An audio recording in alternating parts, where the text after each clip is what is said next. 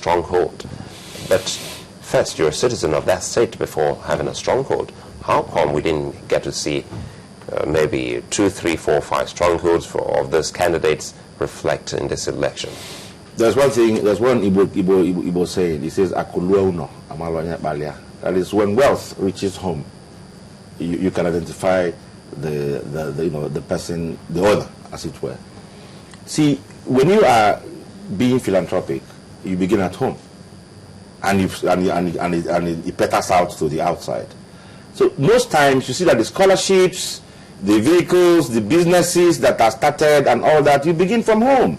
And that is why you call it a strong home. I mean, a strong base for some of these candidates. Most of their largesse went out to where they originally come from. And you can't make enough money for everybody in Anambra State. And again, there's this sentiment which has not gone off. This is my brother. My brother is contesting. Whether he is the best or not, I'm going to vote for my brother. It happened with Obiano in his area. How do I put it? The call for somebody to come from the north played a role in what happened. Therefore, you notice that our people, much as we say we are first in the Anambra, I'm an Nnewi man, for instance, and whether I like it or not, I would like a governor to come from my place. It is normal African sentiment. Why didn't you participate in this election, the supplementary election? Because it was a fait accompli already. I mean, it was already, there was no statement from INEC that they were going to correct the errors we pointed out. That's one. Two, our people were already fed up. Whether I vote or I don't vote, they made up their mind who they want. Why should I participate? If you notice that on Saturday, all shops were open. Businesses were going on. People were unperturbed. People didn't even know that elections were going on. Most refused to go and cast their votes in areas where balloting did not take place the previous Saturday. And you will notice this is the first time in the history of Anambra State that an election will take place and the winner does not emerge the following morning. It takes another 1 week. And then you have the highest number of places that balloting did not take place. It tells you that INEC has a lot of questions to answer in this election. And if not well taken, if it is not taken, this translocation of voter register, this incidence of people not being able to find their names in the register, and the acceptance that INEC was still tinkering with the voter register until Wednesday before an election, when they were supposed by the Electoral Act to have displayed the last voter register they will use for an election 30 days before the election, so that people could go and view them and have complaints made.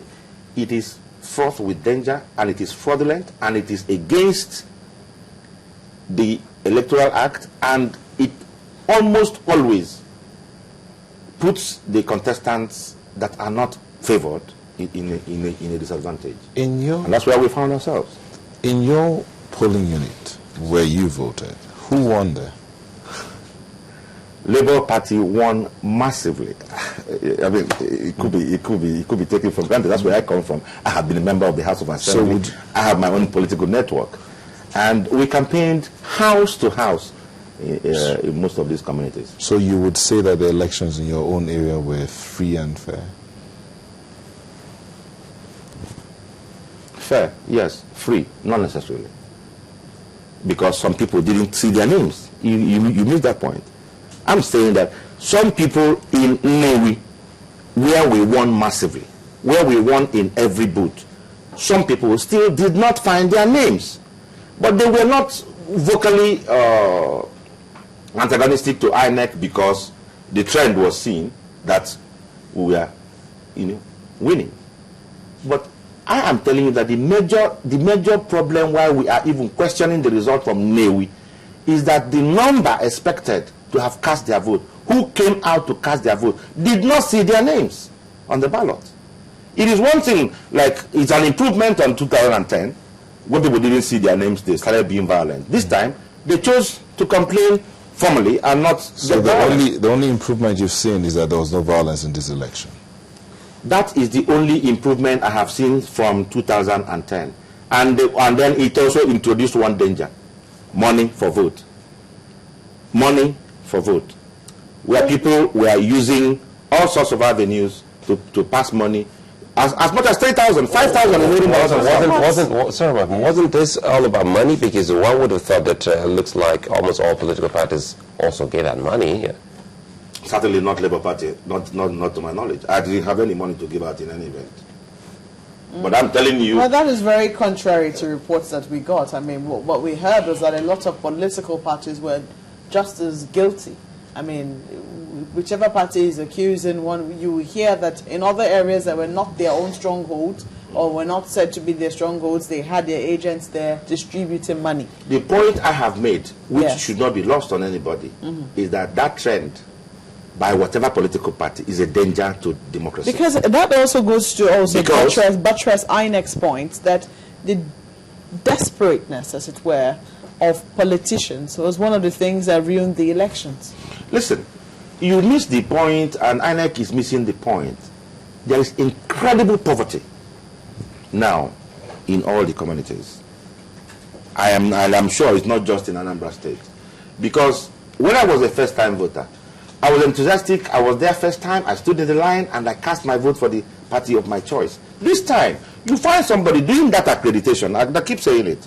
And after that accreditation, he has 1 hour, 30 minutes to loiter around. And he says, I've been accredited.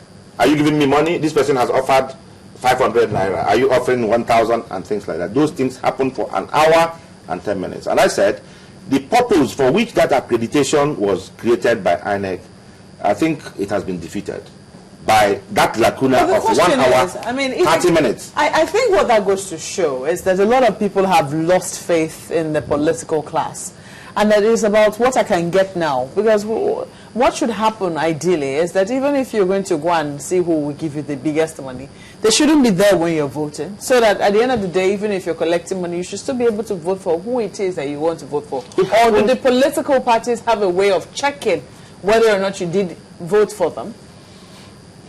The answer is that in Nnewi, which I can still use as template, if they gave money, it means they collected the money and still voted according to their conscience. And now you cannot say that for most of all these other places. And your question as to whether if you get money, you will not vote according to your own conscience, is neither here nor there. It depends on the individual's conscience. And the level of poverty, which I keep emphasizing, that it threatens democracy.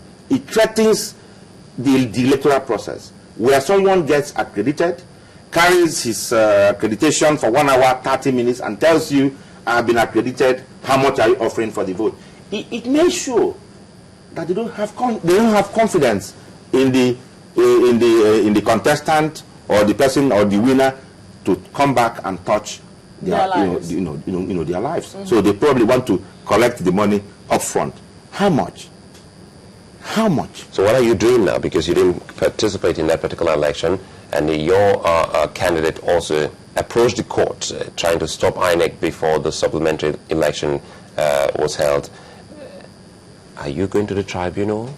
And what happens to that particular leave you got from we were in court in the Federal High Court, and that is what you call pre-election matters. Yes, and it's ongoing. What we are going to do is that the election just got concluded on Saturday.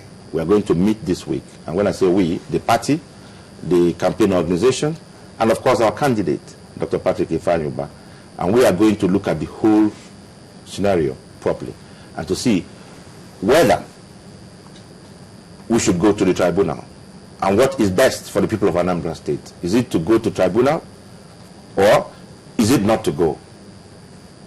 Because in the end, Anambra State is more important than myself and any political party. We want other peace and good governance for our state. So are you thinking, in other words, are you thinking of having a coalition government, or if you're invited, if your party is invited by APGA, would you want to form such with this particular government?